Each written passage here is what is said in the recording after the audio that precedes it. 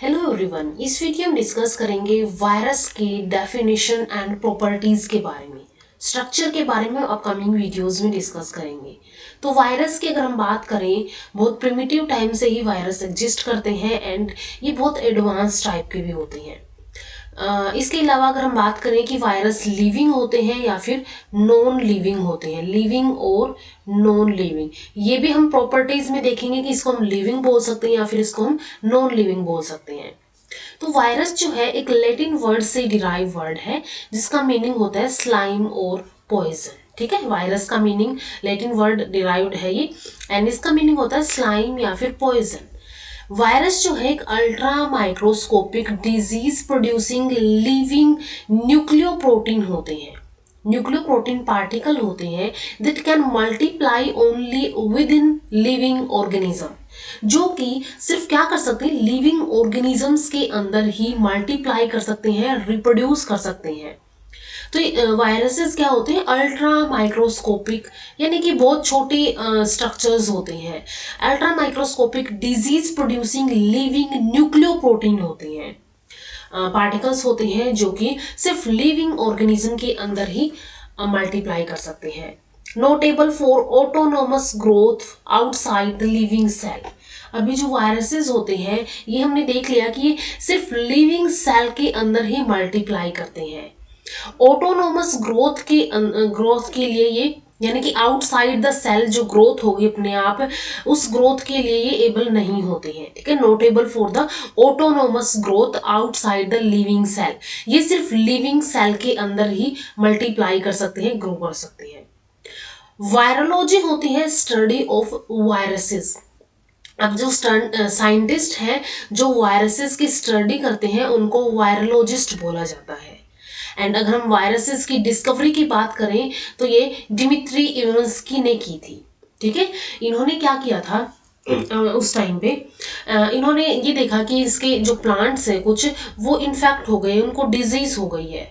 तो उन डिजीज को, जो भी इन्फेक्शन था उसको लेके इन्होंने फिल्टर किया। ठीक है, फिल्टर करने के बाद जैसे कि बैक्टीरिया है तो फिल्टर हो जाते हैं, लेकिन फिर दोबारा से नई प्लांट्स के अंदर इनको ट्रीट किया गया, जो ये फिल्ट्रेट था, तो वो फिर से प्लांट्स जो है इन्फेक्ट हो गए। तो इससे उनको इसका पता चला कि कुछ और पैथोजेनिक ऐसे पार्टिकल्स हैं जो कि इसको क्या कर रहे हैं, इन्फेक्ट कर रही हैं। अब कुछ डेफिनेशंस है वायरसेस की। ठीक है, यहाँ पे हमने 5 डेफिनेशंस ली है। तो वायरस क्या होता है, एक नॉन सेलुलर इन्फेक्शियस एजेंट होता है that only multiply within the host cell. ये एक बिना सेल का नॉन सेलुलर इन्फेक्शियस एजेंट होता है जो कि सिर्फ क्या कर सकता है, होस्ट सेल के अंदर ही मल्टीप्लाई कर सकता है, रिप्रोड्यूस कर सकता है। वायरसेस क्या है, सब माइक्रोस्कोपिक एंटिटीज है, capable being introduced into specific living cell and of reproducing inside such cells only। Viruses सब माइक्रोस्कोपिक एंटिटीज है। ठीक है, बिल्कुल सब माइक्रोस्कोपिक एंटिटीज है जो कि अगर किसी स्पेसिफिक लिविंग सेल के अंदर इंट्रोड्यूस करवाया जाए इनको, तो ये रिप्रोड्यूस करते हैं इनसाइड द सच सेल्स, जिनके अंदर इनको इंट्रोड्यूस करवाया है सिर्फ उन्हीं सेल्स के अंदर। थर्ड डेफिनेशन है, a virus is an entity that has no ability for autonomous growth outside a living cell. एक लिविंग सेल के बाहर ये कोई भी ऑटोनोमस ग्रोथ शो नहीं करता है, कैपेबल नहीं होता है।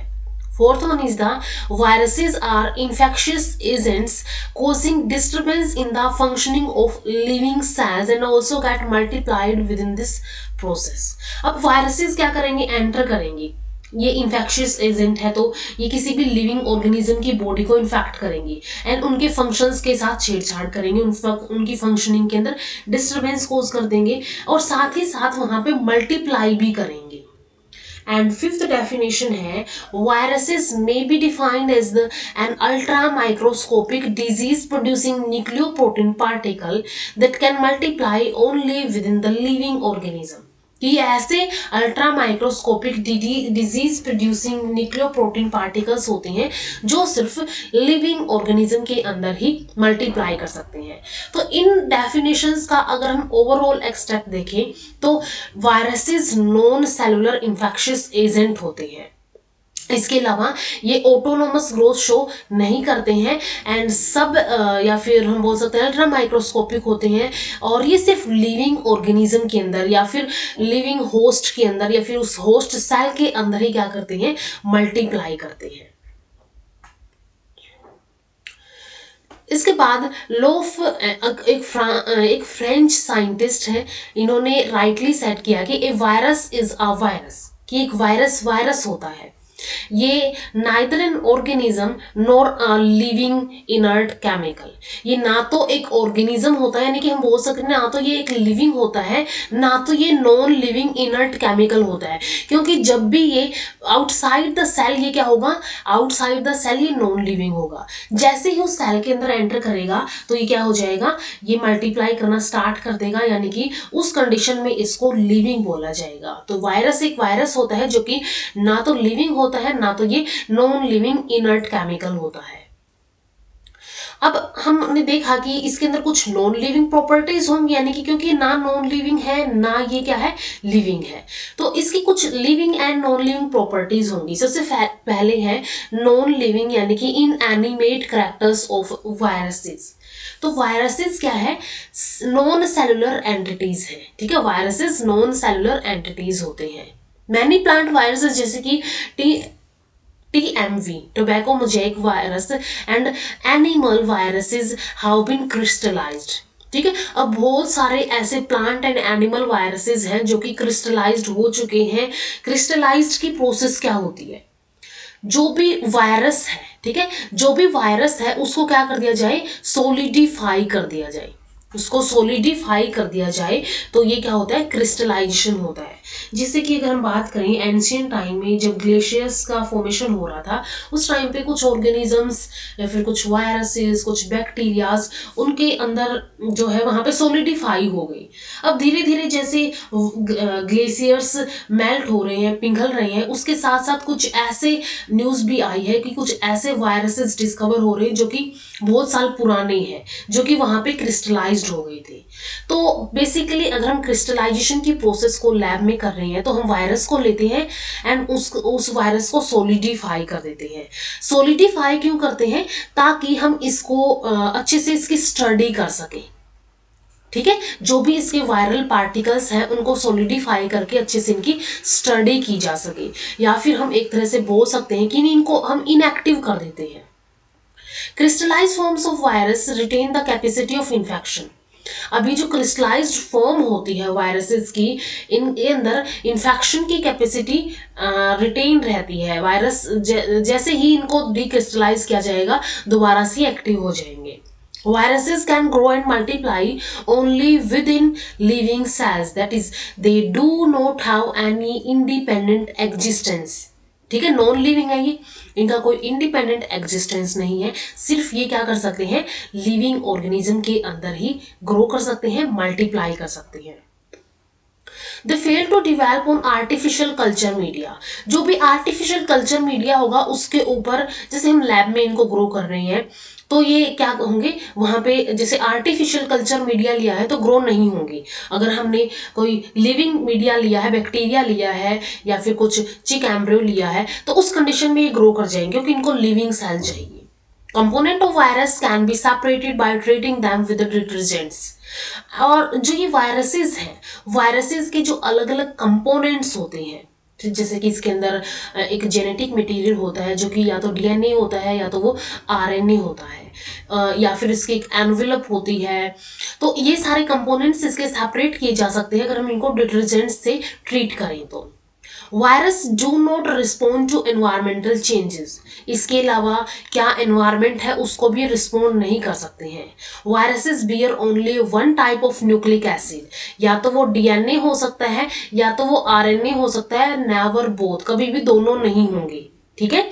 जैसे कि अगर हम कोरोना वायरस की बात करें, उसके अंदर RNA था, वो एक RNA वायरस है, ठीक है, कोरोना वायरस एक RNA वायरस है और ये RNA भी उसके अंदर सिंगल स्ट्रैंडेड होता है। तो इनके अंदर या तो DNA होता है या तो RNA होता है, दोनों कभी नहीं होंगे। तो ये कुछ नॉन लिविंग या फिर इनएनिमेट करेक्टर्स हैं वायरसेस के, कि नॉन सेलुलर एंटिटीज होते हैं, क्रिस्टलाइज्ड हो सकते हैं, लिविंग सेल्स के अंदर ही ग्रो होंगे, कोई इंडिपेंडेंट एग्जिस्टेंस इनका नहीं होता है, आर्टिफिशियल कल्चर मीडिया के ऊपर भी डेवलप नहीं होंगे, कंपोनेंट्स जो है वायरसेस के उनको हम डिटर्जेंट्स की हेल्प से ट्रीट करके सेपरेट कर सकते हैं, एनवायरमेंटल चेंजेस को रिस्पॉन्ड नहीं करते हैं, कुछ एक्सेप्शंस होते हैं। एंड इसके अलावा इनके अंदर वन टाइप का न्यूक्लिक एसिड पाया जाता है, या तो डीएनए होता है या तो आरएनए होता है, दोनों कभी नहीं होते हैं। इसके बाद सेकंड है यहाँ पे लिविंग या फिर एनिमेट कैरेक्टर्स ऑफ वायरसेस। जैसे कि वायरसेस जो होते हैं वो पैथोजेनिक होते हैं। पैथोजेनिक का मीनिंग है डिजीज प्रोड्यूसिंग पार्टिकल्स ही होते हैं, किसी भी ऑर्गेनिज्म को ये हार्म करेंगे उसके अंदर ही डिजीज कोज कर देंगे। They show reproduction and multiplication through though inside the living cell.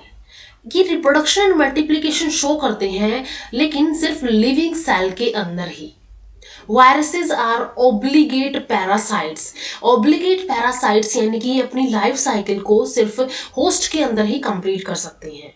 Viruses exhibit mutations and can produce new variants. अब इन वायरसेस के अंदर क्या होता है, बहुत जल्दी जल्दी म्यूटेशंस होती है और ये नए वेरिएंट्स को प्रोड्यूस करते रहती है।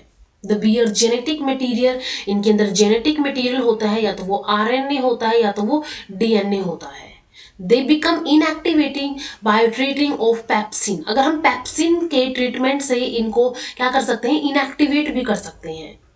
Viruses can bring out enzymatic changes in vitro. इसके अलावा ये जो है इंजाइमेटिक चेंजेस जो है वो भी ब्रिंग आउट करते हैं। And respond to temperature, chemical and radiations. अब कुछ टेम्परेचर, केमिकल्स एंड रेडिएशंस को भी क्या करते हैं, रिस्पॉन्ड करते हैं। तो इन कैरेक्टर्स के बेसिस पे हम बोलते हैं कि वायरसेस कैसे हैं, वायरसेस एनिमेट या फिर लिविंग है। तो हमने यहाँ पे देख लिया कि वायरसेस की कुछ लिविंग प्रॉपर्टीज होती है, वायरसेस की कुछ नॉन लिविंग कैरेक्टर्स या फिर नॉन लिविंग प्रॉपर्टीज होती है। तो वायरसेस ना तो वो लिविंग है ना तो वो नॉन लिविंग है। नॉन लिविंग कब है, जब वो आउटसाइड द सेल है, एंड लिविंग कब है, जब वो इनसाइड द सेल है। इसके बाद नेक्स्ट आता है प्रॉपर्टीज क्या क्या होंगी वायरस की। तो वायरसेस जो है ये नॉन सेलुलर होते हैं, ए सेलुलर होते हैं, इनके पास कोई सेलुलर ऑर्गेनाइजेशन नहीं होता है। साइज जो है अल्ट्रा माइक्रोस्कोपिक होता है। जो हमारी ऑर्डिनरी माइक्रोस्कोप होती है जो हम यूज करते हैं उनसे ये नहीं दिखेगा। ये बेसिकली इसके लिए इलेक्ट्रॉन माइक्रोस्कोप हम यूज करते हैं, ठीक है, इलेक्ट्रॉन माइक्रोस्कोप इसके लिए यूज की जाती है। जेनेटिक मटेरियल की अगर बात करें, वायरसेस के अंदर आइदर आरएनए होता है या तो डीएनए होता है, लेकिन दोनों कभी नहीं होंगे। इसके अलावा न्यूक्लियोप्रोटीनियस ये होते हैं। वायरसेस जो है डीएनए और आरएनए एंड प्रोटीन्स के बने होते हैं, ठीक है। तो न्यूक्लियो एंड प्रोटीन्स, न्यूक्लियो यानी कि आरएनए डीएनए हो गया, एंड प्रोटीन्स के बने होते हैं। However they lack the enzyme for their synthesis. इसके अलावा इनके अंदर एंजाइम्स का भी लैक होता है, और for this they are dependent on host enzymes. Host enzymes के ऊपर ये डिपेंडेंट रहते हैं। नेक्स्ट प्रॉपर्टी है कि ऑब्लिगेट पैरासाइट्स होते हैं, यानी कि they can not cultured on inanimate media. Artificial या फिर नॉन लिविंग मीडिया के ऊपर ये कल्चर इनको नहीं किया जा सकता है। सिर्फ ये सेल मीडिया या फिर लिविंग मीडिया के ऊपर कल्चर किए जाएंगे, जैसे कि बैक्टीरिया या फिर चिक एम्ब्रियो की सेल्स हैं उनके ऊपर। फेजेस क्या होंगे इनके लाइफ के, दो फेजेस होते हैं इनकी लाइफ साइकिल के अंदर। एक इंट्रा सेलुलर होता है यानी कि with cells of other organism, and एक होता है एक्स्ट्रा सेलुलर यानी कि outside the body of other organism. Transmission की अगर हम बात करें, वायरसेस जो हैं ये अनहेल्दी टू हेल्दी ऑर्गेनिज्म के अंदर ट्रांसफर हो सकते हैं। Cell division does not exhibit any type of cell division, ठीक है, इनके अंदर कोई टाइप का सेल डिवीजन नहीं होता है कि ये अपनी सेल्स को डिवाइड करें। ये सारे हैं, हम बात करें सेल डिवीजन, इसके अंदर जो है ये एग्जिबिट नहीं करता है, लेकिन जब ये लिविंग के अंदर होगा तब इसके अंदर होगी। Molecular weight, proteins of viruses bear high molecular weight, इनका मॉलिक्यूलर वेट हाई होता है। म्यूटेशंस जो है ये म्यूटेशंस के अंडरगो जाते हैं एंड नए वेरिएंट्स को प्रोड्यूस करने के कैपेबल होते हैं। क्रिस्टलाइजेशन क्या होगा कि ये जो वायरसेस हैं इनको क्रिस्टलाइज किया जा सकता है without losing their infectivity power. इनकी जो इन्फेक्ट करने की जो कैपेबिलिटी है उसको लूज किए बिना ही इनको क्रिस्टलाइज किया जा सकता है। होस्ट स्पेसिफिसिटी, वायरसेस जो है वो होस्ट स्पेसिफिक होते हैं, ऐसे नहीं किसी को भी इन्फेक्ट कर जाएंगे, वो बहुत ज़्यादा होस्ट स्पेसिफिक होते हैं। शेप की अगर हम बात करें वैरी करती हैं शेप के अंदर वेरियस शेप्स, जैसे कि स्फेरिकल हो सकता है, पॉलीहेड्रल हो सकता है, रोड लाइक हो सकता है, क्यूबिकल हो सकता है, टेडपोल लाइक हो सकता है। तो इनकी शेप्स जो है वो वैरी करती है। रेस्पिरेशन जो है इनके अंदर खुद की कोई रेस्पिरेशन ये इनके पास नहीं होती है। हाइड्रेशन की अगर हम बात करें, वायरसेस हैव लिटिल हाइड्रेशन, ठीक है। जो ऑल अदर लिविंग ऑर्गेनिजम्स हैं उनके अंदर 60 to 95% तक वाटर पाया जाता है, लेकिन इनके अंदर क्या होता है, लिटिल यहाँ पे हाइड्रेशन पाया जाता है, लिटिल यहाँ पे वाटर पाया जाएगा। इसके अलावा अगर हम बात करें यहाँ पे एंटीबॉडीज की, ठीक है, एंटीबॉडीज की अगर हम बात करें तो antibodies are non effective against viruses, ठीक है। एंटीबॉडीज क्या होती हैं, नॉन इफेक्टिव होती है वायरसेस के against. Interferon is an extractable antibody which is effective against several viruses. जो इंटरफेरेंस होते हैं, इंटरफेरेंस क्या होते हैं, नेचुरल सब्सटेंसेस होते हैं जो बॉडी के इम्यून सिस्टम से